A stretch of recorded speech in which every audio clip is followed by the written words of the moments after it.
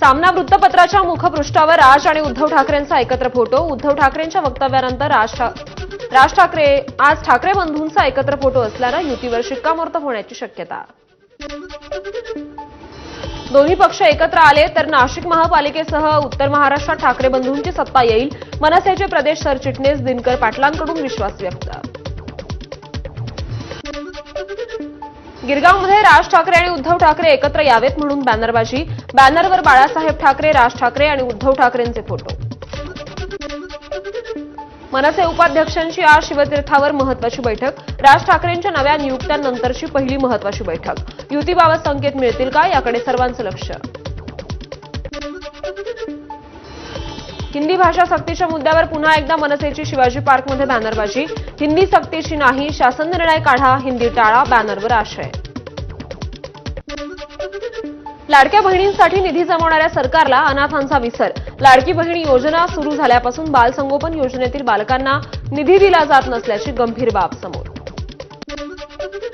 सरकारनं अनाथ मुलांना पण सोडलं नाही। लाडकी बहीण योजना फक्त निवडणुकांपुरती आणलेली हे लोकांना समजलंय। संजय राऊतांची निधी वळवल्याच्या चर्चांवर प्रतिक्रिया।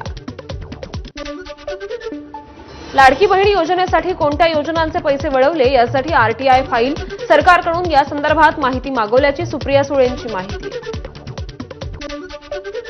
बालसंगोपन योजनेत अनेक वेळा पाठपुरावा करूनही पैसे मिळत नाहीत। सामाजिक कार्यकर्ते मिलिंद साळवेंचा आरोप। बालसंगोपन योजनेत हजारो लाभार्थी वंचित, साळवेंची प्रतिक्रिया। मुंबईतील मिठी नदी घोटाळा प्रकरणी अभिनेता दिनो मोरियाला पुन्हा ईडीचं समन्स। ईडीच्या तपास अधिकाऱ्यांसमोर पुढच्या आठवड्यात चौकशीसाठी हजर राहण्यासाठी समन्स। कल्याणच्या दुर्गाडी किल्ल्यावर जाण्यासाठी शिवसैनिक आक्रमक। लाल चौकी परिसरात तणावाचं वातावरण, पोलिसांचा मोठा बंदोबस्त तैनात। कल्याणच्या दुर्गाडी किल्ल्यापासून काही अंतरावर शिवसेनेला रोखलं। किल्ला परिसरात मुस्लिम समाजाकडून नमाज पठण।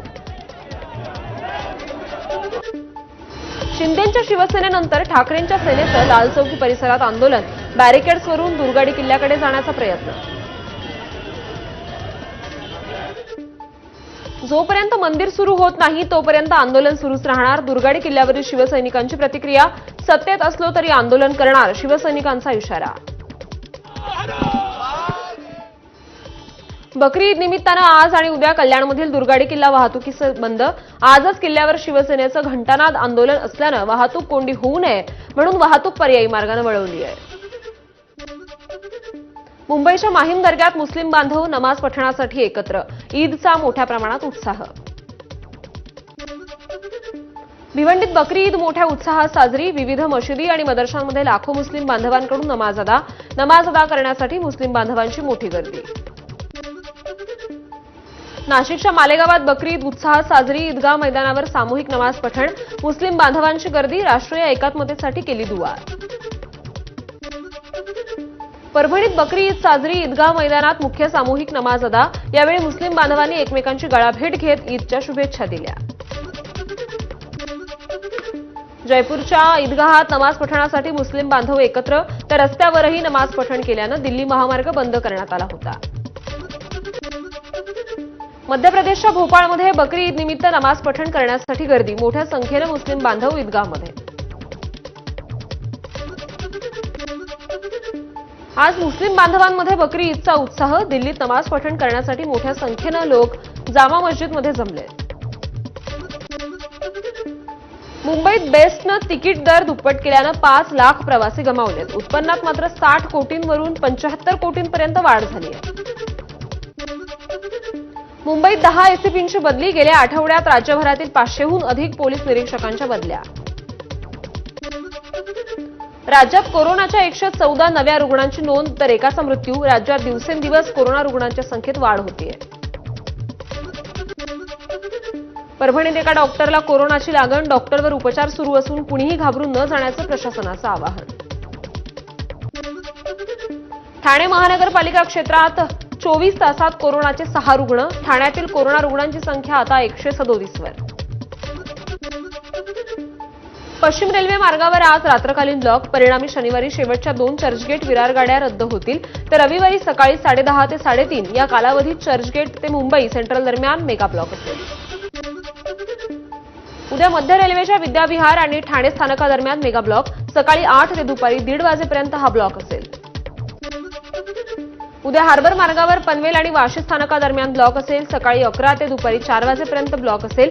ब्लॉक कालावधीत सीएसएमटी ते पनवेल, बेलापूर अप आणि डाऊन लोकल रद्द करण्यात येतील। घोडबंदर मार्गावर आजपासून रविवारी सकाळी 6 वाजेपर्यंत सर्व प्रकारची वाहतूक बंद असेल। नळपाडा पाईपलाईन येथे 4 पिलरवर लोखंडी गर्डर टाकण्याचं काम करण्यात येणार असल्यानं हा निर्णय।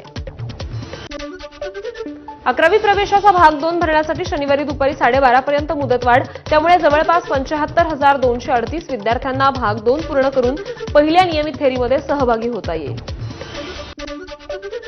ई सेवा केंद्रांमध्ये स्टॅम्प पेपरची मागणी न करण्याचे महसूल मंत्री चंद्रशेखर बावनकुळेंचे आदेश।